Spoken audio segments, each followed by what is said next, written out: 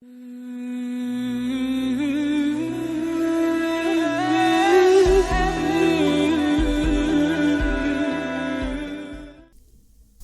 الحمد للہ نحمده ونصلی علی رسولہ الکریم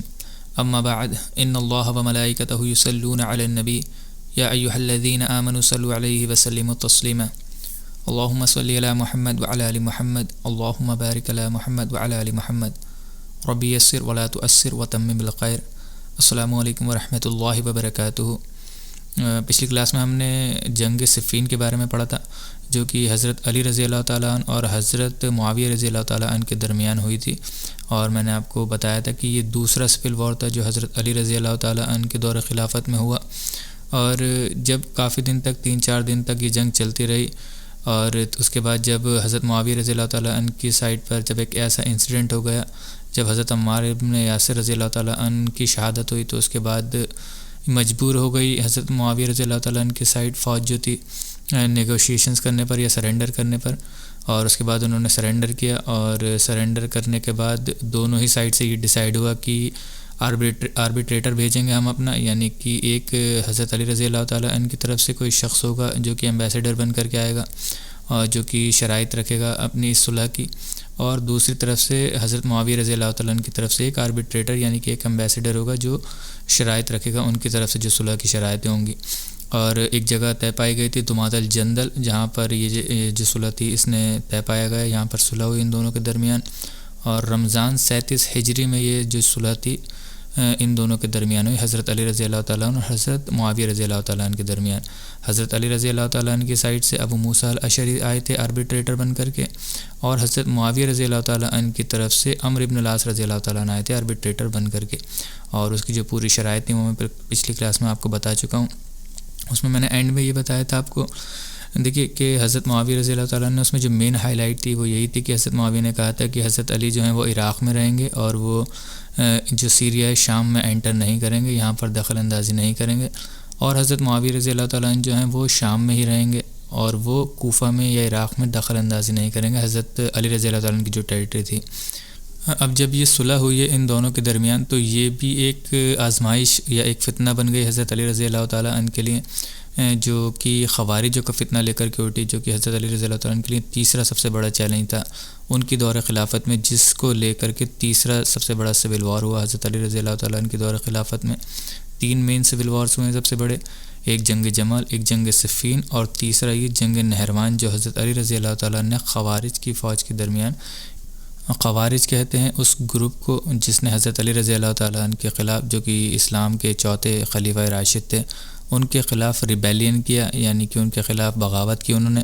اور حضرت علی رضی اللہ تعالیٰ عنہ کے خلاف جنگ کی انہوں نے، تو اس گروپ کو خوارج کہا جاتا ہے، انگلش میں خارجائٹس کہتے ہیں اس کو، اور ہو سکتا ہے آپ میں سے زیادہ تر لوگوں نے ان کے بارے میں پہلے سنا ہو۔ تو خروج سے بنا ہے یہ ورڈ، الفاظ اگر اس کا روٹ ورڈ دیکھیں گے آپ، خروج مطلب ہوتا ہے نکل جانا، ایگزٹ کرنا، اور حضرت علی رضی اللہ تعالیٰ عنہ کے گروپ سے یہ لوگ الگ ہو گئے تھے، نکل گئے تھے، تو اس وجہ سے ان کو خوارج کہا جاتا ہے۔ اور جو جنگ صفین میں جو میں نے آپ کو بتایا آربیٹریشن ہوا تھا، جو صلح ہوئی تھی، اس صلح کی وجہ سے ان لوگوں کا ذہن یہ بن گیا تھا، ان کا یہ کانسیپٹ ڈیولپ ہو گیا تھا کہ حضرت علی رضی اللہ تعالیٰ عنہ نے نعوذ باللہ قرآن کے مطابق فیصلہ نہیں کیا ہے، کیونکہ وہ یہ مانتے تھے کہ حضرت معاویہ رضی اللہ تعالیٰ عنہ نے ایک غلط کام کیا تھا، اور اس کی سزا ان کو ملنا چاہیے تھی، یا ان کے پورے گروپ کو ملنا چاہیے تھی،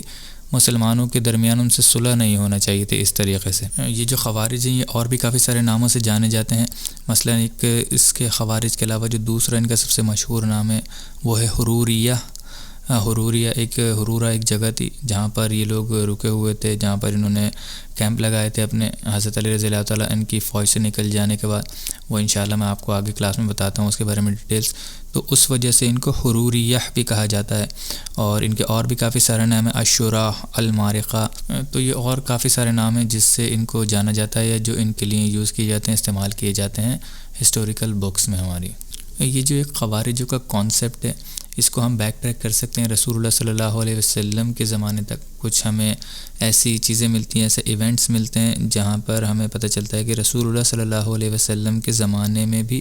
یہ اس کے کچھ روٹس موجود تھیں۔ تو خوارجزم جو اگر ہم کہیں گے تو اس کو کہتے ہیں ایکسٹریم فینیٹسزم، کہ دین کے معاملے میں بہت زیادہ شدت اختیار کر لینا، اور چاہے وہ تقوی کی شدت ہو، جو ابھی ہم انشاءاللہ کلاس میں آپ کو بتاتا ہوں کہ کس طریقے سے یہ ایک فینیٹسزم کے طرف تھے، بالکل ایکسٹریمسٹ تھے اس چیز میں۔ تو میں رسول اللہ صلی اللہ علیہ وسلم کے زمانے کا آپ کو واقعہ بتا رہا تھا کہ رسول اللہ صلی اللہ علیہ وسلم کے زمانے میں غزوہ حنین کے موقع پر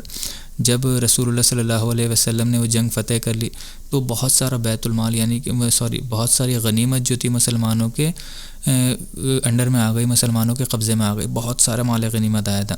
تو اس میں رسول اللہ صلی اللہ علیہ وسلم نے کیا کیا، جو مؤلفۃ القلوب تھے، یعنی کہ جن کے دل ابھی تک اسلام کے اوپر 100% شیور نہیں ہوئے تھے اور وہ سوچ رہے تھے، وہ مطلب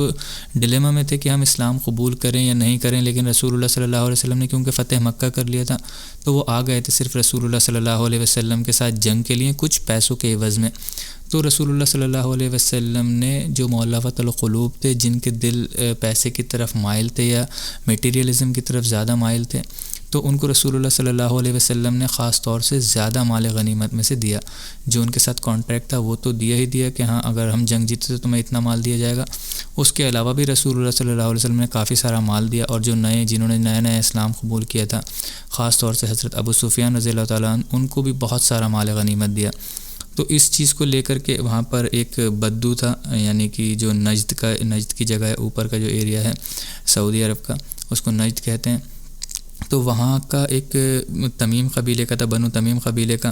ایک شخص، اس کا نام تھا ذوالخویسرہ التمیمی، بنو تمیم قبیلے کا تھا یہ شخص، اور یہ بڑے بدو ٹائپ کے تھے، تو جو کھڑے اکھڑ ٹائپ کے ہوتے ہیں، زبان میں بھی ان کے ذرا تھوڑا سخت پن ہوتا ہے اور بہت رفلی یہ بات کرتے ہیں۔ تو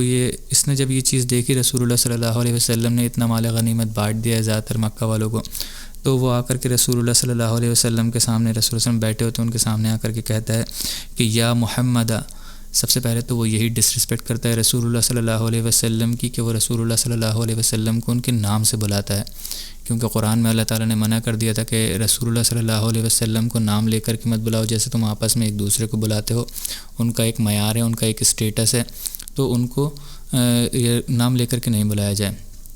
تو اس نے سب سے پہلے آ کر کے وہ یہی نام لیتا ہے کہ یا محمد اعدل، یعنی کہ عدل کرو، اور اس کے بعد کہتا ہے اتق اللہ، اللہ کا تقوی حاصل کرو، یعنی کہ اللہ سے ڈرو اور عدل کرو ہمارے درمیان، یہ جو تم نے بانٹا ہے مال غنیمت یہ ٹھیک نہیں گیا، یہ عدل و انصاف سے نہیں بانٹا ہے۔ اس چیز پر رسول اللہ صلی اللہ علیہ وسلم کو بہت زیادہ غصہ آ جاتا ہے، اور صحابہ کرام کہتے ہیں کہ ہمیں رسول اللہ صلی اللہ علیہ وسلم کے چہرے کا رنگ بدلتے ہوئے دکھا۔ اس پر رسول اللہ صلی اللہ علیہ وسلم کہتے ہیں ویحک، تباہ و برباد ہو جا تو، اگر میں اللہ کا تقوی حاصل نہیں کروں گا یا میں عدل و انصاف نہیں کروں گا تو تمہارے لیے کون عدل و انصاف کرے گا؟ مطلب رسول اللہ صلی اللہ علیہ وسلم اس کو کہتے ہیں کہ اگر میں نہیں، واقعی میں اللہ تعالیٰ نے جب مجھے رحمت للعالمین بنا کر کے بھیجا ہے، تمہارے بیچ میں نبی بنا کر کے بھیجا ہے، رسول بنا کر کے بھیجا ہے، اگر تم لوگوں کے اندر یہی بھروسہ نہیں ہے کہ میں تمہارے لیے عدل و انصاف نہیں کر رہا ہوں، تو پھر تمہارے لیے کون دنیا میں ہے ایسا شخص ہے جو تمہارے لیے عدل و انصاف کرے گا؟ اس پر حضرت عمر رضی اللہ تعالیٰ عنہ کو بہت زیادہ غصہ آتا ہے، وہ کہتے ہیں کہ یا رسول اللہ صلی اللہ علیہ وسلم مجھے حکم دیجیے اور میں اس منافق کی گردن اڑا دوں جو اس نے بدتمیزی سے آپ سے بات کی ہے۔ اس پر رسول اللہ صلی اللہ علیہ وسلم کہتے ہیں کہ نہیں، رہنے دو عمر، اور ایک وقت ایسا آئے گا کہ اسی کے قبیلے میں سے کچھ لوگ ہوں گے یا اسی کی فطرت پر کچھ لوگ ہوں گے جو تم مطلب قرآن تو پڑھیں گے، تمہارے ہی درمیان ہوں گے، قرآن پڑھیں گے، مسلمان ہوں گے، اور وہ اتنا زبردست قرآن پڑھیں گے کہ تم ان کا قرآن پڑھنا دیکھ کر ایک وقت مطلب اپنے قرآن پر شک کرنے لگو کہ اصلی قرآن تو یہ پڑھ رہے ہیں، کتنا زبردست ان کی ریسائٹیشن ہے اور کتنا مطلب دل سے یہ پڑھ رہے ہیں، لیکن وہ قرآن جو ہے ان کے گلے کے حلق سے نیچے نہیں اترے گا۔ یعنی کہ اس کا کہنے کا مطلب رسول اللہ صلی اللہ علیہ وسلم کا یہ تھا کہ یہ قرآن تو پڑھیں گے بہت زبردست، لیکن صرف وہ پڑھنے میں ہی ہوگا، وہ ان کے حلق سے نیچے نہیں اترے گا، مطلب ان کے دل تک نہیں پہنچے گا، وہ اس کا فہم نہیں سمجھ سکیں گے، صرف پڑھ رہے ہوں گے، ان کو یہ بھی نہیں پتہ ہوگا کہ اس کے معنی کیا ہیں یا وہ کیا پڑھ رہے ہیں، اور وہ اسلام سے اس طریقے سے نکل جائیں گے جیسے کہ ایک تیر اپنے شکار میں سے بالکل آر پار نکل جاتا ہے۔ لیکن جب کوئی تیر شکار سے آر پار نکلتا ہے تو اس کے اوپر خون کا کوئی بھی مطلب نشان نہیں ہوتا، کوئی بھی ٹریسز نہیں ہوتے ہیں اس کے اوپر خون کے۔ تو رسول اللہ صلی اللہ علیہ وسلم نے اس کی مثال دیتے ہوئے کہا ہے کہ اسلام میں سے اس طریقے سے نکل جائیں گے کہ ان کے اوپر اسلام کا ذرا سا بھی مطلب ٹریسز، اسلام کے باقیات نہیں دکھیں گے ان کے اوپر بالکل بھی۔ تو یہ رسول اللہ صلی اللہ علیہ وسلم کے زمانے میں ذوالخویسرہ تھا جس کو لے کر رسول اللہ صلی اللہ علیہ وسلم نے یہ پریڈکشن کی تھی۔ تو چلیں اب ہم حضرت علی رضی اللہ تعالیٰ عنہ کے زمانے میں پھر سے واپس آتے ہیں۔ جب یہ جنگ ہو رہی تھی تو میں نے آپ کو بتایا تھا کہ حضرت معاویہ رضی اللہ تعالیٰ عنہ کی سائڈ سے جو ان کے فوجی تھے انہوں نے نیزوں پر قرآن باندھ کر کے اوپر اٹھایا تھا، اور مطلب اس چیز کا سائن دیا تھا کہ ہم جو ہے سرنڈر کرنا چاہتے ہیں۔ تو حضرت علی رضی اللہ تعالیٰ عنہ کی فوج میں سے ایک اسپیشل گروپ ایسا تھا جنہوں نے بہت زیادہ مطلب اس چیز کی طرف توجہ دی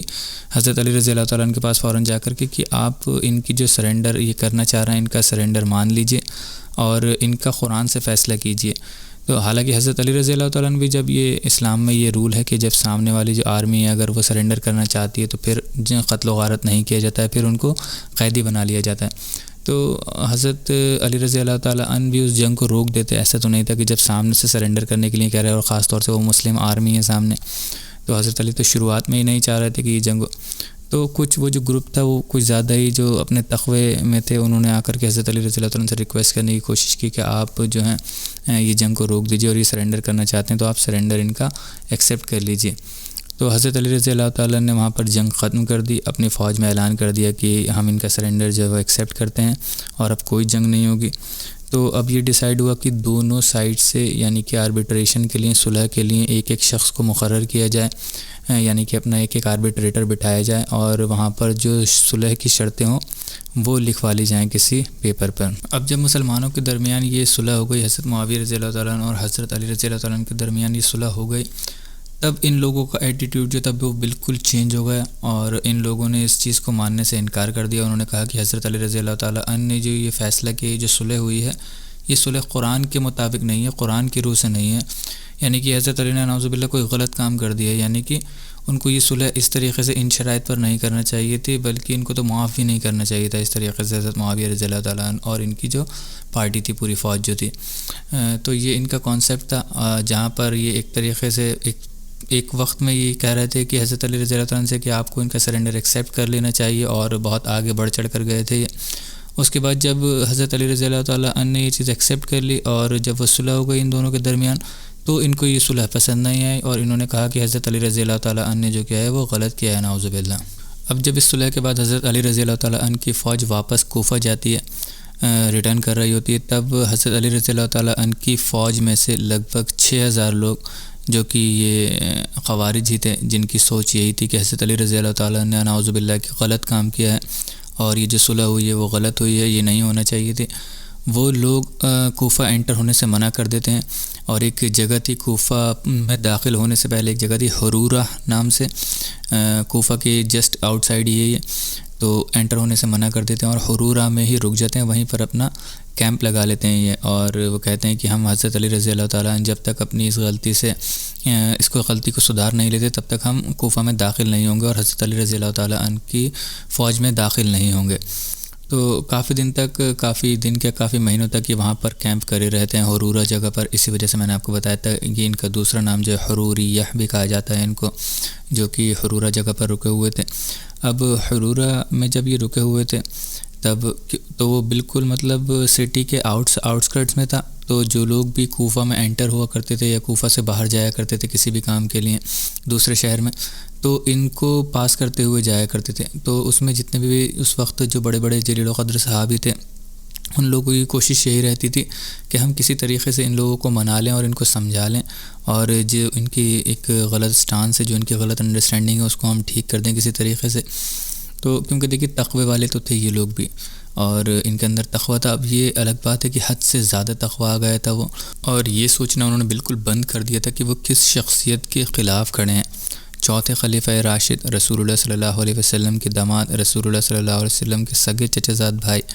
اور مطلب حضرت علی رضی اللہ تعالیٰ کسی انٹروڈکشن کے محتاج نہیں ہیں۔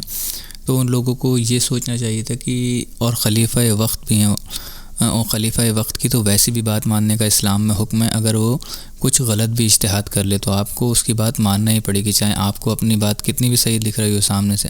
لیکن جب ایک خلیفہ کوئی اجتہاد کر لیتا ہے اور اس کو معاشرے میں رائج کر دیتا ہے تو پھر معاشرے کو اس چیز کو ماننا ضروری ہوتا ہے، اس کے اوپر فرض ہو جاتا ہے وہ چیز کو ماننا۔ تو یہ چیز مطلب ان کا اسٹانس جو تھا غلط تھا۔ تو اس میں کافی سارے صحابہ اکرام جب آیا جایا کرتے تھے ان کو سمجھایا کرتے تھے۔ حضرت علی رضی اللہ تعالیٰ عنہ بھی کچھ لوگوں کو بھیجا کرتے تھے کہ جاؤ ان کو سمجھانے کی کوشش کرو اور ان سے کہو کہ یہ ایسا نہ کریں اور واپس شہر کے اندر آ جائیں اور فوج میں داخل ہو جائیں۔ تو اسی میں حضرت ابن عباس جو تھے، عبداللہ ابن عباس، وہ جاتے ہیں نیگوشیشنز کے لیے، بھیجتے ہیں حضرت علی ان کو. تو ان کی خود اپنی ایک حدیث میں وہ بتاتے ہیں کہ حضرت ابن عباس جو تھے وہ یہ کہتے ہیں کہ جب حضرت علی نے مجھے وہاں بھیجا، میں ان کے خوارجوں کے جو کیمپ تھا حرورہ میں جب گیا، تو میں اپنا جو سب سے بیسٹ میرے پاس کلوتھ تھا، جو جبہ تھا سب سے اچھا، میں وہ پہن کر کے گیا تھا.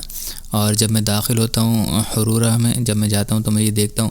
کہ وہ ایک تو ظہر کے بعد کا وقت تھا، نماز صلاۃ الظہر پڑھ کر کے آئے تھے وہ نماز، ظہر کی نماز.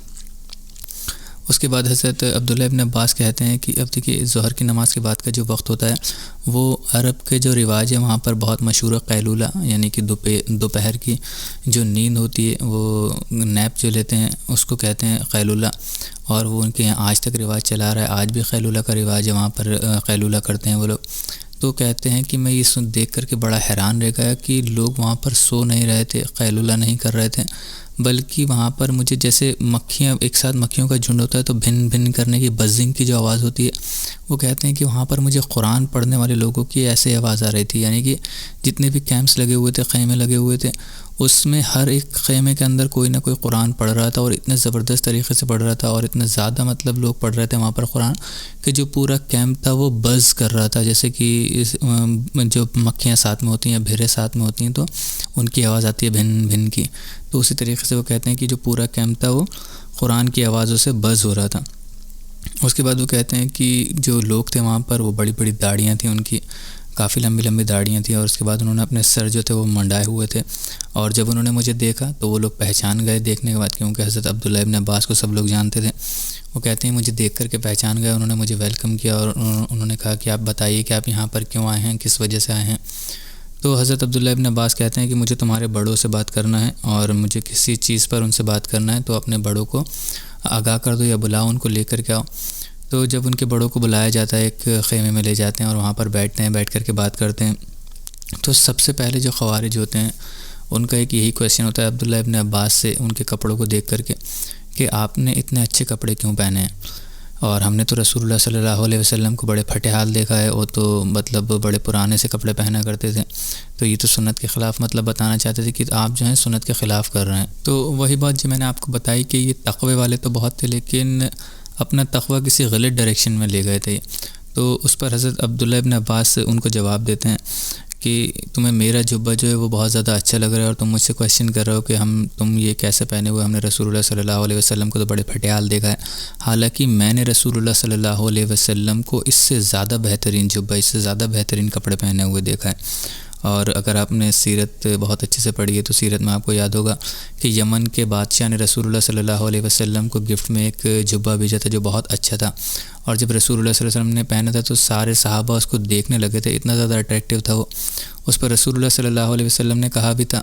کہ تم یہ اس کی خوبصورتی پر میں نے دیکھا ہے کہ تم بڑے زیادہ مائل ہو رہا ہے، اس کی خوبصورتی کی طرف بہت اٹریکٹ ہو رہا ہو. حالانکہ جنت میں سعد ابن معاذ کا جو رومال ہے جس سے وہ ناک پوچھتا ہے وہ اس سے زیادہ خوبصورت ہے، کئی درجے، لاکھ درجے اس سے زیادہ خوبصورت ہے. تو وہاں پر رسول اللہ صلی اللہ علیہ وسلم حالانکہ پہنے تو تھے وہ اٹریکٹیو والا جو ان کو گفٹ ملا تھا اس جبے کو، لیکن رسول اللہ صلی اللہ علیہ وسلم نے وہاں پر اپنی جو سوچ تھی، جو اپنی تھنکنگ تھی، اس کو کلیئر کیا کہ آخرت ہمارا اصلی مقام ہے، آخرت کے بارے میں سوچو، اس کی طرف زیادہ اٹریکٹ مت ہو. یہ دنیا تو ایک اسٹرینجر کی طرح ہمیں یہاں پر گزارنی ہے. اگر کسی نے کوئی چیز گفٹ کری ہے یا آپ کے پاس کوئی اللہ تعالیٰ نے آپ کو پیسے سے بہت زیادہ نوازا ہے تو وہ اللہ تعالیٰ کا کرم اور فضل ہے، آپ کے اوپر دیکھنا چاہیے. لیکن ہمارا مقصد، ہمارا گول یہ دنیا نہیں ہو جانا چاہیے کہ ہم اسی کے اندر مبتلا ہو جائیں، اس میں اتنا زیادہ اٹریکٹ ہوں کہ اسی کو اپنی پورے مطلب یہاں آخری مقام بنا لیں اس دنیا کو. کہ کپڑے پہن رہے ہیں تو کپڑوں میں انوالو ہیں، بہت زیادہ اچھے اچھے کپڑے لا رہے ہیں، آخرت کا کچھ سوچ ہی نہیں رہے ہیں. اور اگر پیسہ خرچ کر رہے ہیں تو مطلب بے تحاشا پیسہ خرچ کر رہے ہیں، کوئی مقصد ہی نہیں ہے، بنا مقصد کے پیسہ خرچ کر رہے ہیں. تو جو بھی چیزیں مطلب اتنا زیادہ دنیا میں انوالو نہیں ہونا چاہیے. تو اس پر عبداللہ ابن عباس نے جب یہ کہا کہ میں نے رسول اللہ صلی اللہ علیہ وسلم کو اس سے زیادہ اچھے پہنے ہوئے دیکھا ہے، تو اس چیز کا ان کے پاس کوئی جواب نہیں تھا. اس کے علاوہ عبداللہ ابن عباس جو ہیں وہ سورۃ الاعراف کی آیت نمبر 32 جو ہے وہ بھی پڑھ کر کے سناتے ہیں، جس میں اللہ تعالیٰ یہ کہتا ہے کہ اللہ تعالیٰ نے تمہارے لیے مطلب دنیا میں اچھی چیزیں بنائی ہیں، کھانے کی بھی، جو پھل سبزیاں ہیں وہ بھی کھانے کی بھی، اور جو کپڑا پہننے کا اچھا وہ بھی اللہ تعالیٰ نے مسلمانوں کے لیے بنایا. تو مسلمانوں کے لیے وہ دنیا میں بھی اور آخرت میں بھی ہے، جو کہ ہمیشہ رہنے والی ہے. تو مطلب اللہ تعالیٰ کہتا ہے کہ وہ حرام نہیں ہے تمہارے لیے پہننا. اگر تم اچھا کپڑا اللہ تعالیٰ نے تمہیں نوازا ہے تو تم پہنو، اس کو دکھاؤ اپنے اوپر. اور حدیثوں سے بھی یہ بات واضح ہے، بہت ساری حدیثوں میں یہ ملتا ہے کہ اللہ تعالیٰ نے اگر کسی کو نوازا ہے اپنے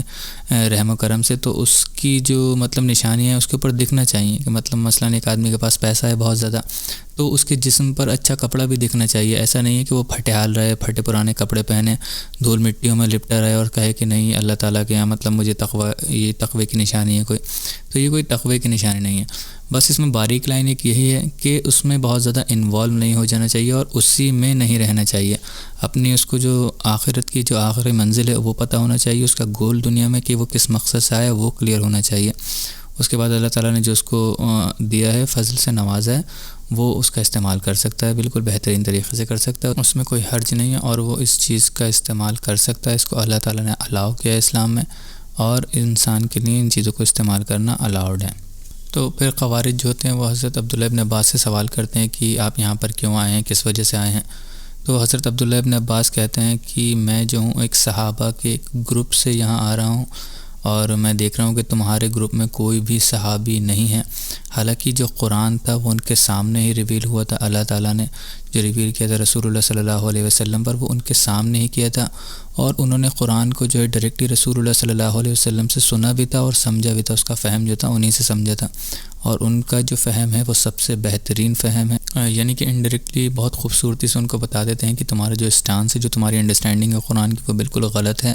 اور صحابہ اکرام جو کہ حضرت علی رضی اللہ تعالیٰ ان کے سائیڈ ہیں، ان کے جو فہم ہے، ان کی جو انڈرسٹینڈنگ ہے اس چیز کو لے کر کے، وہ ان کی انڈرسٹینڈنگ صحیح ہے. اب دیکھیں یہاں پر ہمیں ایک انڈائریکٹ میسج ملتا ہے، یعنی کہ قرآن کو اسی فہم پر سمجھنا جو ہمارے سلف الصالحین نے سمجھا ہے، جو ہمارے صحابہ اکرام اور علماء اکرام نے، جو شروعات کے علماء اکرام تھے، ان لوگوں نے جس طریقے سے سمجھا ہے. تو یہ بہت امپورٹنٹ سی بات ہے. آپ آج کے زمانے میں دیکھیں گے لوگ اپنے اپنے طریقے سے، اپنے جیسا ان کو سمجھ میں آ رہا ہے یا جیسا ان کو کسی نے بتا دیا اسی طریقے سے قرآن کو سمجھ رہے ہیں. تو دیکھیے سب سے بہترین چیز ہمیں سب سے پہلے سمجھنا ہوگا کہ جن پر یہ قرآن نازل ہوا ہے انہی لوگوں نے سب سے بہترین طریقے سے اس چیز کو سمجھا ہوگا اور اس پر عمل کیا ہوگا. جب سمجھ میں آتی ہے کوئی چیز تو پھر اس پر عمل بھی کرتا ہے. تو ہمیں ان کا ہی طریقہ کار دیکھنا ہوگا، ان کا عمل دیکھنا ہوگا قرآن پر، قرآن کی آیتوں کو انہوں نے کس طریقے سے سمجھا ہے اور کیا ان کا اس پر عمل رہا ہے. اگر آپ کسی بھی آپ کا یہاں اختلاف ہو جائے، جس بات میں آپ کو سمجھ میں نہیں آ رہا ہو، بہت زیادہ معاشرے میں آپ اختلاف دیکھیں، تو آپ کے لیے سب سے بہترین چیز یہی ہوگی کہ آپ بیک ٹریک کریں اور صحابہ اکرام تک پہنچیں یا سلف الصالحین تک پہنچیں، اور آپ دیکھیں کہ ان کا فہم کیا تھا اس چیز کو، یا اس مسئلے کو لے کر کے، یا اس آیت کو لے کر کے انہوں نے کس طریقے سے اس کو سمجھا تھا، اور ان کا لائے عمل کیا تھا اس چیز پر لے کر کے، ان کے پریکٹس کیا تھی اس چیز کو لے کر کے. تو یہی سب سے بہترین طریقہ ہے، اور یہی صحابہ اکرام کی سنت ہے، اور یہی سلف الصالحین کی سنت ہیں. تو ہمیں بھی اسی سنت پر عمل کرنا چاہیے اگر ہم آخرت کی کامیابی چاہتے ہیں. اب ان میں سے ایک شخص کھڑا ہوتا ہے، وہ کہتا ہے کہ ان سے بحث مت کرو، اور تم ان سے بحث میں نہیں جیت پاؤ گے، ان کے پاس بہت سارے منطق ہیں ایسے ہی. تو اس پر حضرت عبداللہ ابن عباس کہتے ہیں اچھا تم یہ بتاؤ کہ تمہاری حضرت علی سے کیا ریلیٹڈ پرابلمز ہیں، یا ان سے تمہاری کمپلینٹس کیا ہیں. تو کیونکہ میں اسی وجہ سے آیا ہوں، اسی سلسلے میں آیا ہوں کہ تمہارے درمیان جو یہ شکایت ہے یا جو تمہاری کمپلینٹس ہیں میں ان کو سنوں یا میں ان کو ایڈریس کروں. تو وہ کہتے ہیں، خوارج جو ہوتے ہیں وہ کہتے ہیں کہ ہماری حضرت علی رضی اللہ تعالیٰ عنہ سے صرف 3 ہی اختلاف ہیں، 3 کمپلینٹس ہیں. اور وہ بتاتے ہیں کہ وہ کمپلینٹس کیا ہیں. سب سے پہلی کمپلینٹ ان کی یہ ہوتی ہے کہ حضرت علی رضی اللہ تعالیٰ عنہ نے جو آربیٹریشن کیا ہے، یعنی کہ جو صلح کی ہے، وہ اللہ کی کتاب کے خلاف کی ہے، یعنی کہ اللہ کی کتاب سے نہیں کی ہے، قرآن سے نہیں کی ہے، قرآن کی روح سے وہ الگ ہے. اور دوسرا جو ہمارا کمپلین ہے حضرت علی رضی اللہ تعالیٰ عنہ کے خلاف، وہ یہ ہے کہ انہوں نے جنگ تو لڑی، جنگ جمل اور جنگ صفین، اور لیکن جب وہ جنگ جیت گئے تو اس کی جنگ جیتنے کے بعد انہوں نے نہ تو کوئی مال غنیمت لوٹا، نہ ہی کوئی پرزنرس آف وار، یعنی کہ جو قیدی، جو بندی بنائے جاتے ہیں، وہ قیدی بندی بھی نہیں بنائے گئے تھے. اگر تو وہ غیر مسلمان تھے تو انہوں نے ان کو بندی کیوں نہیں بنایا، ان کا مال غنیمت کیوں نہیں لوٹا. اور اگر وہ مسلمان تھے تو پہلی بار میں حضرت علی نے ان سے جنگ ہی کیوں کی؟ اولاً ان کو ان سے جنگ ہی نہیں کرنا چاہیے تھی اگر وہ مسلمان تھے. اور پھر وہ کہتے ہیں کہ ہماری جو تیسری شکایت ہے، جو تیسری کمپلین ہے، وہ یہ ہے کہ جب یہ ٹریٹی لکھی گئی، جب یہ صلح لکھی گئی، تو اس میں لکھا گیا کہ یہ جو صلح ہے وہ ہے معاویہ رضی اللہ تعالیٰ عنہ اور علی ابن ابی طالب کے درمیان. تو وہاں پر اس صلح میں علی نے امیر المؤمنین کیوں نہیں لکھا اپنے آپ کو، اور اگر انہوں نے اپنے آپ کو امیر المومنین نہیں لکھا تو بے شک پھر وہ امیر الکافرین ہوئے، اگر وہ امیر المومنین نہیں ہیں تو نعوذ باللہ۔ اتنی بڑی اب آپ خود سوچیے کہ اتنا بڑا انہوں نے اپنے آپ ہی ایزمپشن کر لیا کہ اگر امیر المومنین نہیں لکھا ہے تو امیر الکافرین ہیں وہ۔ اور یہی وہ ایکسٹریمسٹ فینیٹزم کی میں بات کر رہا تھا کہ جو ان کے اندر پایا جاتا تھا، کہ اس ایکسٹریم تک چلے گئے کہ اگر وہ امیر المؤمنین نہیں ہیں تو امیر الکافرین ہی ہوں گے۔ اور جو انہوں نے آربیٹریشن کیا ہے وہ قرآن کی روح سے نہیں کیا ہے، یعنی کہ وہ ان کی جو فہم تھا وہ زیادہ اچھا تھا بنسبت حضرت علی رضی اللہ تعالیٰ عنہ کے مطابق، جن کو فقی یعنی کہ جو فقہ کے ماسٹر تھے، جن کو جو خلیفہ راشد 3 ان سے پہلے گزرے ہیں، جنہوں نے اپنے یہاں جج بنایا ہے، اور جج بھی مطلب ہیڈ جج بنایا ہے، انہوں نے سب سے بڑا جج بنایا ہے قاضی القضاء، جو کہ سب سے بڑا جج ہوتا ہے، کیونکہ وہ سمجھتے تھے کہ حضرت علی رضی اللہ تعالیٰ عنہ کی جو فقہ ہے، جو فہم ہے قرآن کو سمجھنے کا، حدیثوں کو سمجھنے کا، وہ سب سے بہترین ہے، اسی وجہ سے انہوں نے بنایا تھا۔ اور یہ کون لوگ ہیں اب جو نئے آئے ہیں، یہ کہہ رہے ہیں کہ حضرت علی رضی اللہ تعالیٰ نے نعوذ باللہ جو فیصلہ کیا ہے وہ قرآن کی روح سے خلاف ہے، وہ قرآن کے خلاف ہے، قرآن سے نہیں کیا ہے وہ فیصلہ۔ اب جب یہ 3 کمپلینٹس وہ اپنی رکھتے ہیں خوارج حضرت عبداللہ ابن عباس کے آگے، تو اس پر عبداللہ ابن عباس کہتے ہیں کہ یہی سب کچھ ہے، تمہاری یہی کمپلینٹس ہیں یا اور بھی کچھ کمپلینٹس ہیں؟ تو وہ کہتے ہیں کہ نہیں، ہماری بس یہی کمپلینٹس ہیں حضرت علی سے۔ تو اس پر عبداللہ ابن عباس کہتے ہیں کہ اگر میں ان تینوں کمپلینٹس کا جواب دے دوں تو کیا تم پھر اپنی یہ جو تمہاری جو اختلاف ہے حضرت علی رضی اللہ تعالیٰ عنہ سے، کیا تم اس سے باز آ جاؤ گے؟ تو پھر خوارج کہتے ہیں کہ ہاں، اگر آپ اس کا جواب دیتے ہیں تو آپ ہمیں بتائیے کہ اس کا کیا جواب ہے۔ تو اس پر حضرت عبداللہ ابن عباس کہتے ہیں کہ جہاں تک تمہاری پہلی کمپلینٹ کا معاملہ ہے کہ حضرت علی رضی اللہ تعالیٰ عنہ نے جو یہ آربیٹریشن کیا ہے وہ قرآن کی روح سے خلاف ہے یا قرآن سے نہیں کیا ہے، تو تم بتاؤ۔ وہ ان کے سامنے سورۃ الانعام کی ایک آیت رکھتے ہیں،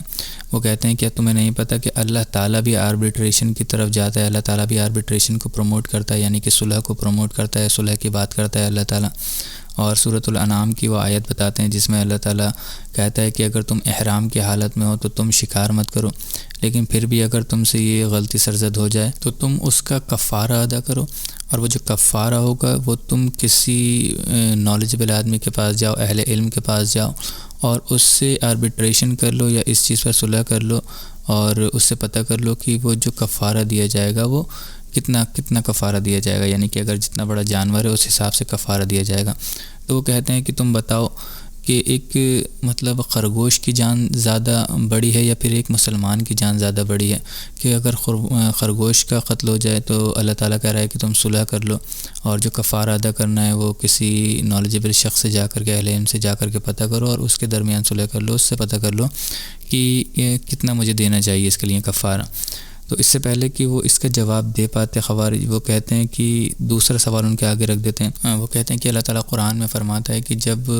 میاں بیوی کے درمیان کوئی جھگڑا ہو جائے، کوئی ناراضگی ہو جائے، اور بیوی کو یہ لگنے لگے کہ اب جو ہے معاملہ سمٹ نہیں پائے گا، یا اب جو معاملہ ہے وہ سلجھ نہیں پائے گا،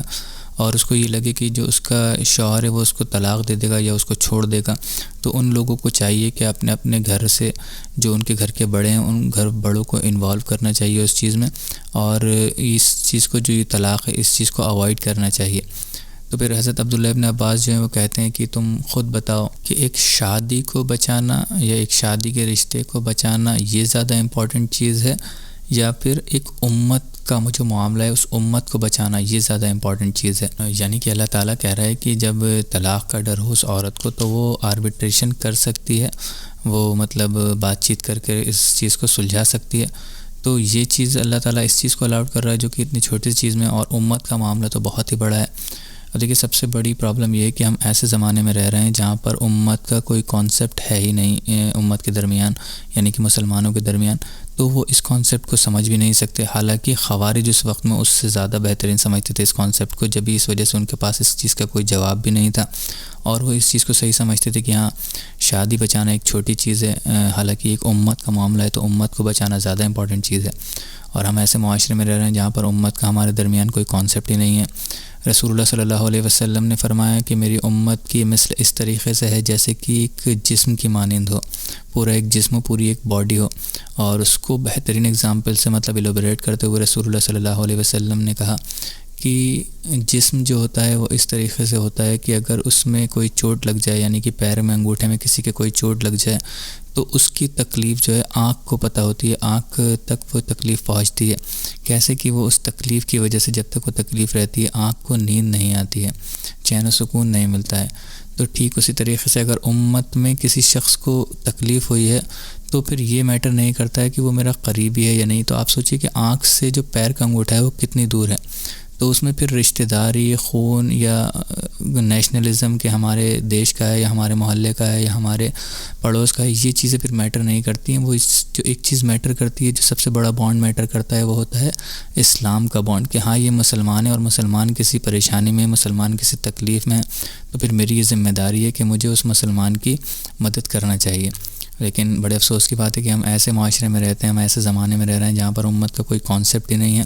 تو اس وجہ سے ہو سکتا ہے کہ اس زمانے میں یہ چیز سمجھ میں نہیں آئے لوگوں کو اتنی آسانی سے، جو کہ اس وقت میں خوارجوں کو بھی سمجھ میں آ گئی، جو کہ اپنے ایکسٹریم فینیٹزم کی طرف تھے. پھر اس کے بعد حضرت عبداللہ ابن عباس کہتے ہیں، جہاں تک کہ تمہاری دوسری کمپلینٹ کا سوال ہے، جو تم نے کہا کہ حضرت علی رضی اللہ تعالیٰ نے کوئی بھی پرزنرس آف وار نہیں لیا، کوئی بھی یعنی کہ مال غنیمت نہیں لوٹا،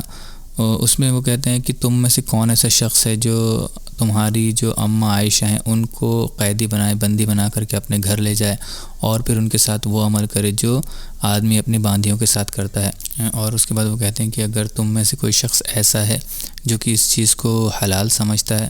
تو جان لے کہ اس نے کفر کیا ہے اللہ تعالیٰ کی آیات کا، کیونکہ اللہ تعالیٰ قرآن میں یہ فرماتا ہے کہ جو نبی ہیں وہ تمہارے درمیان تمہارے والد کا درجہ رکھتے ہیں اور جو ان کی بیویاں ہیں وہ تمہاری امت کی مائیں ہیں. تو ماؤں سے اسی وجہ سے آپ اگر جو لوگ نہیں جانتے ہیں تو ان کو میں بتا دوں کہ اسی وجہ سے رسول اللہ صلی اللہ علیہ وسلم کی جتنی بھی بیویاں تھیں ان کو ازواج مطہرات جو تھیں ان کو امہات المؤمنین کا درجہ ہے اور ان کو امت کی ماؤں کا درجہ ہے. اسی وجہ سے انہوں نے رسول اللہ صلی اللہ علیہ وسلم کی انتقال کے بعد انہوں نے رسول اللہ صلی اللہ علیہ وسلم کے بعد کسی سے بھی نکاح نہیں کیا، کسی سے بھی شادی نہیں کیا، کیونکہ وہ ساری امت کی مائیں ہیں. اور اسی میں جو سیکنڈ کلیم میں ان کا جو یہ کمپلینٹ تھی کہ اگر انہوں نے ان کے ساتھ جنگ کی، اگر وہ کافر تھے تو ان کو مطلب مال غنیمت لوٹنا چاہیے تھا، اور اگر وہ کافر نہیں تھے، مسلمان ہی تھے، تو ان کو حضرت علی کو ان کے ساتھ جنگ ہی نہیں کرنا چاہیے تھی. تو اس کا اتنا خوبصورت جواب دیتے ہیں حضرت عبداللہ ابن عباس. وہ یہ کہتے ہیں کہ کیا تمہیں یہ نہیں پتہ قرآن میں اللہ تعالیٰ فرماتا ہے، اللہ تعالیٰ یہ کہتا ہے کہ جب دو مسلمان گروہ کے بیچ میں کوئی اختلاف ہو جائے اور بہت زیادہ اختلاف ہو جائے تو تم مطلب جو لڑائی ہے اس کو اوائڈ کرنے کی کوشش کرو اور یہ دیکھو کہ ان دونوں کے درمیان ریکنسائل کرا سکو تم کسی طریقے سے بھی. لیکن پھر بھی اگر ان میں سے ایک گروہ جو ہو وہ ٹرانسگریس کر جائے، یعنی کہ حد سے زیادہ تجاوز کر جائے، حد سے زیادہ آگے بڑھ جائے اور وہ ماننے کے لیے تیار ہی نہ ہو اور لڑائی پر ہی آمادہ ہو جائے، تو پھر تم ان کے خلاف جنگ کرو جب تک کہ تم ان کو مطلب ان کی جو غلطی ہے اس سے ان کو پیچھے نہ کر دو، ان کو غلطی کا اندازہ کرا دو اور پھر وہ ریکنسائلیشن کی طرف آ جائیں. تو وہ کہتے ہیں کہ تم نے دیکھا کہ اللہ تعالیٰ اس قرآن کی آیت میں کہہ رہا ہے کہ وہ جو دونوں میں اختلاف ہوگا کسی وجہ سے مسلمانوں کے گروہ میں اور ان کے اندر جنگ بھی ہو جائے گی، لڑائی بھی ہو جائے گی، تب بھی اللہ تعالیٰ ان کو مسلمان ہی کہہ رہا ہے. اللہ تعالیٰ یہ نہیں کہہ رہا ہے کہ جو لڑنے والا دوسرا گروپ ہے جو کہ غلطی پر آمادہ ہوگا، جو کہ زیادہ حد سے تجاوز بھی کر جائے گا، وہ کافر ہو گیا. اللہ تعالیٰ جب کہہ رہا ہے کہ وہ مسلمان ہیں تو پھر تم اور ہم کون ہوتے ہیں ان کو لیبل کرنے والے کہ نہیں وہ کافر ہیں یا وہ اسلام سے خارج ہیں. اب یہ یہاں پر داد دینا ہوگی حضرت عبداللہ ابن عباس رضی اللہ تعالیٰ عنہ کے ریشنل کویسچنز کی اور ان کے علم کی بھی، کہ انہوں نے کس طریقے سے قرآن کی آیتوں سے ہی ان کو یہ بات ثابت کی کہ حضرت علی رضی اللہ تعالیٰ عنہ کا جو اسٹانس ہے وہ صحیح ہے، وہ غلط نہیں ہے. اور انہوں نے مطلب ان کے اتنے ریشنل کویسچنز انہوں نے ان سے پوچھے خوارجوں سے کہ جن کے جواب ان کے پاس بھی نہیں تھے اور وہ جواب نہیں دے پائے. پھر اس کے بعد حضرت عبداللہ ابن عباس کہتے ہیں کہ جہاں تک کہ تمہارا جو تیسرا کمپلین ہے جو حضرت علی کے خلاف، کہ جو حضرت علی نے جو معاہدہ ہوا اس پر امیر المؤمنین نہیں لکھوایا، تو کیا تمہیں یاد نہیں ہے کہ رسول اللہ صلی اللہ علیہ وسلم جب حدیبیہ کے موقع پر گئے تھے تو وہاں پر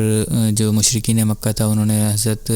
رسول اللہ صلی اللہ علیہ وسلم کو اور ہمیں مسلمانوں کو انٹر نہیں ہونے دیا تھا مکہ کے اندر، کیونکہ ہم عمرے کی نیت سے گئے تھے. تو وہاں پر انہوں نے صلح کی تھی، وہاں پر مسلمانوں اور مشرکین مکہ کے درمیان رسول اللہ صلی اللہ علیہ وسلم کی صلح ہوئی تھی اور اس میں کہا گیا تھا کہ آپ جو ہیں اگلے سال واپس آئیں گے اور آپ اگلے سال آ کر کے عمرہ کریں گے. تو اس کانٹریکٹ میں بھی، اس صلح میں بھی، اس ٹریٹی میں بھی جب رسول اللہ صلی اللہ علیہ وسلم نے یہ لکھا کہ یہ جو صلح ہے، یہ جو ٹریٹی ہے وہ ہے سہیل ابن عمرو اور محمد الرسول اللہ صلی اللہ علیہ وسلم کے درمیان، تو وہاں پر سہیل ابن عمرو نے آبجیکشن کر دیا. اس وقت تک انہوں نے اسلام قبول نہیں کیا تھا. وہ آبجیکشن کر دیتے ہیں، وہ کہتے ہیں کہ نہیں رسول اللہ نہیں لکھو گے تم، یہی تو سارا مسئلہ ہے، ہم ماننے کے لیے ہی تیار نہیں ہیں کہ تم محمد الرسول اللہ ہو، بلکہ تم یہ لکھو کہ محمد ابن عبداللہ. اچھا اب آئرنی دیکھیے کہ تقدیر کا کرنا کچھ ایسا تھا کہ جب یہ جس وقت یہ صلح لکھی جا رہی تھی، صلح حدیبیہ، تو اس وقت حضرت علی رضی اللہ تعالیٰ عنہ ہی لکھ رہے تھے اس کو. تو جب سہیل ابن عمرو یہ آبجیکشن کرتے ہیں تو وہ کہتے ہیں، رسول اللہ صلی اللہ علیہ وسلم کہتے ہیں کہ ٹھیک ہے،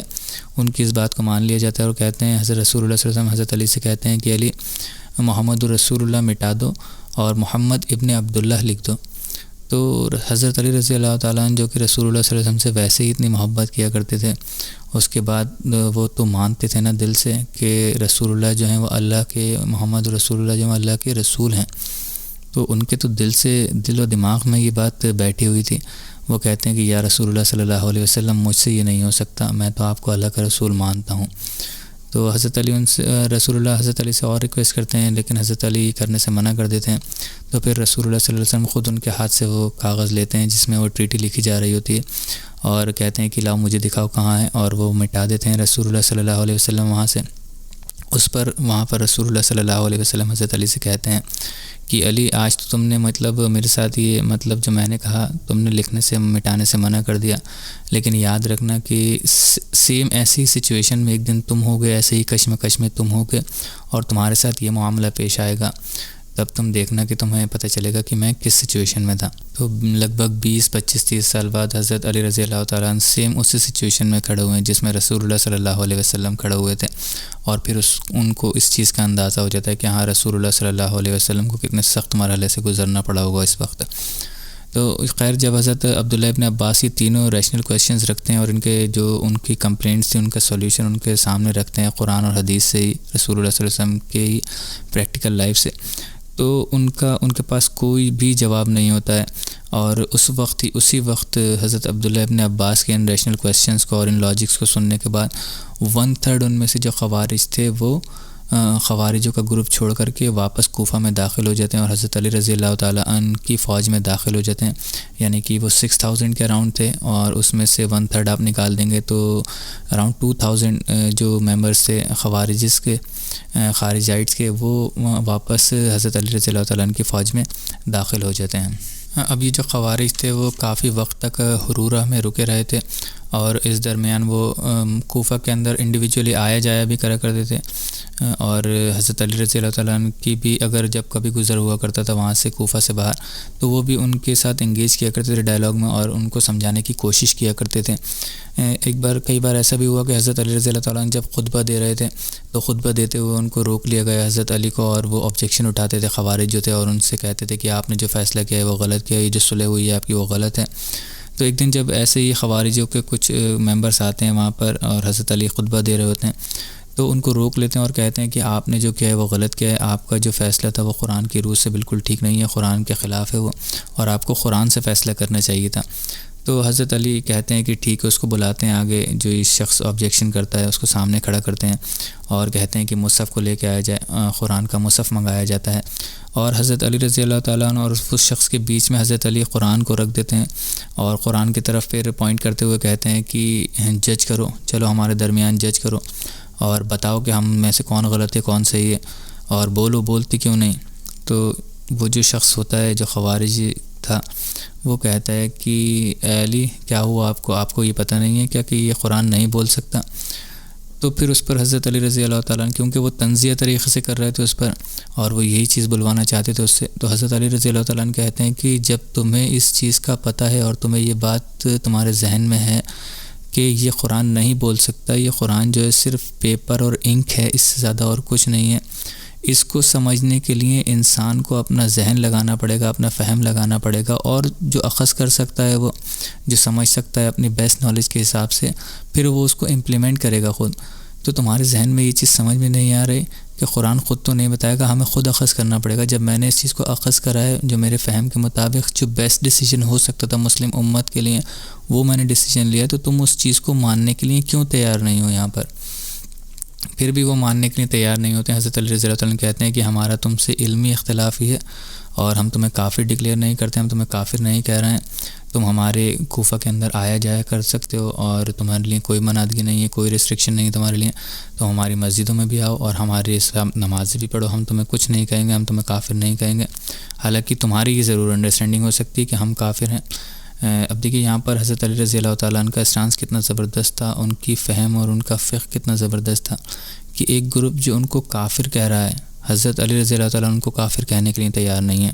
اور وہ سمجھ رہے ہیں کہ یہ کسی بنا پر، کسی تقوی کی بنا پر ہی وہ ان کا جو حضرت علی رضی اللہ تعالیٰ عنہ کا اپوز کر رہے ہیں، وہ ایک تقوی کی بنا پر ہی ہیں کہ حضرت علی رضی اللہ تعالیٰ عنہ کو یہ چیز نہیں کرنا چاہیے تھی. اور آج کا معاشرہ دیکھ لیجیے آپ، 180 ڈگری بالکل اس کے اپوزٹ ہے، کہ جہاں پر سارے مسلمانوں کے اہل سنت کے درمیان اتنے سارے فرقے ہیں، اور وہ فرقے جو ہیں وہ چھوٹی چھوٹی فقہی مسائل کی وجہ سے اختلاف ہیں، اس وجہ سے وہ فرقے بنے ہوئے ہیں الگ الگ. اور ہیں مسلمان ہی، اہل سنت بھی کہتے ہیں سب اپنے آپ کو، لیکن ایک دوسرے کو کافر بھی کہتے ہیں. بڑی شرم کی، بڑے افسوس کی بات ہے کہ اگر کسی سے کوئی فقہی اختلاف ہے اور وہ کسی فقہی اختلاف کو نہیں مانتا ہے، تو وہ اس کو کافر تک نعوذ باللہ کہنے کے لیے بہت آسانی سے تیار ہو جاتے ہیں. آپس میں فرقوں کے ہیں، اس کو مطلب بہت واضح سی بات ہے، بہت زیادہ مجھے سمجھانے کی یا بتانے کی بھی ضرورت نہیں ہے، کسی کا نام لینے کی بھی ضرورت نہیں ہے.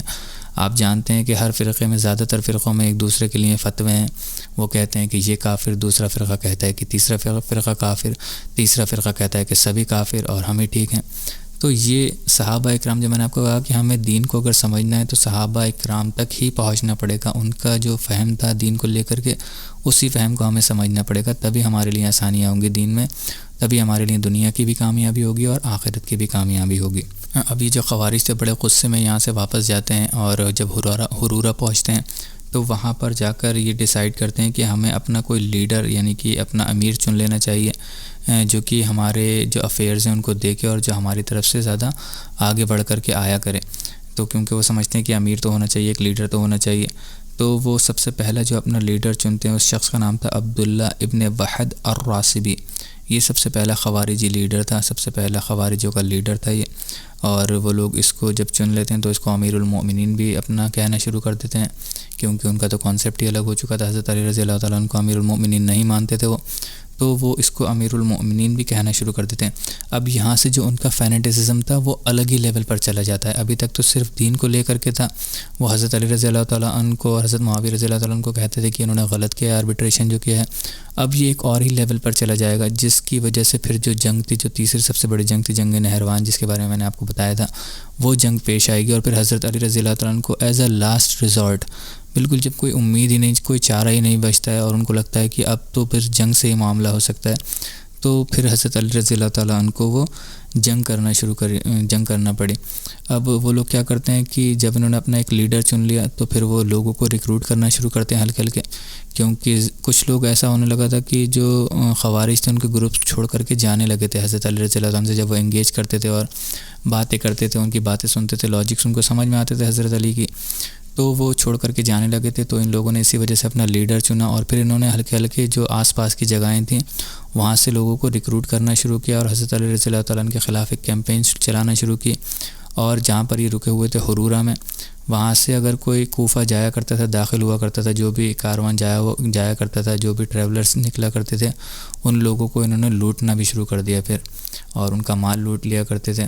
تو اسی چیز کو لے کر کے ایک ایکسٹریم واقعہ ہو گیا تھا، جس کی وجہ سے جنگ نہروان پیش آئی. اور کافی وقت ہو گیا، اس وجہ سے میں جنگ نہروان کو یہاں پر ڈسکس نہیں کر پاؤں گا، کیونکہ پھر وہ بھی کافی زیادہ لمبی ہو جائے گی.